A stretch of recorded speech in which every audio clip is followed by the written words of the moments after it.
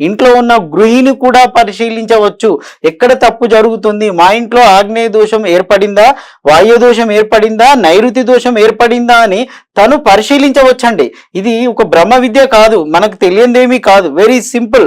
వాస్తు అనేది సులభతరం చేయడమే నా యొక్క ఉద్దేశము.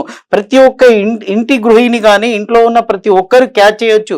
ఎందుకు గృహిణుల గురించి చెప్తున్నాను అంటే వారు ఎక్కువగా ఇంటిని గమనిస్తూ ఉండడానికి అవకాశం ఉంటుందండి. అంటే మగవాళ్ళు కూడా పట్టించుకుంటారు, ఆడవాళ్ళు కూడా పట్టించుకుంటారు. సో గృహిణుల విషయానికి వచ్చేసరికి ఫింగర్ టిప్సే అది.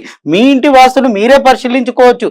Very very simple. ఆగ్నేయ దోషము ఇంటికి ఏ విధంగా ఏర్పడుతుందో చెప్తాను. నేనేమంటానంటే 4+1 అండి. మన 4+1 టాపిక్స్ తోటి వాస్తు మొత్తాన్ని సరి చేసుకోవచ్చు.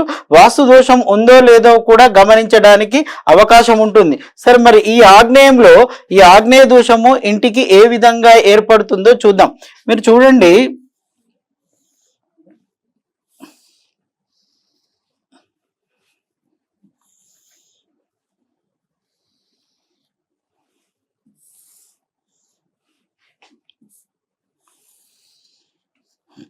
ఇది ఇది ఈశాన్యం అండి, ఇది ఆగ్నేయము, ఇది వాయుము, ఇది నైరుతి. అంటే దీని ఈస్ట్, నార్త్, సౌత్, వెస్ట్. ఈస్ట్కు నార్త్కు, తూర్పుకు ఉత్తరానికి మధ్య ఉన్న భాగం ఈశాన్యం అవుతుంది. తూర్పుకు దక్షిణానికి మధ్య ఉన్న భాగం ఆగ్నేయం అవుతుంది. ఉత్తరానికి పడమరకు మధ్య ఉన్న భాగం వాయుం అవుతుంది. సౌత్కు వెస్ట్కు మధ్య ఉన్న భాగం, దక్షిణానికి పడమరకు మధ్య ఉన్న భాగం నైరుతి అవుతుంది. సో ఇప్పుడు నేను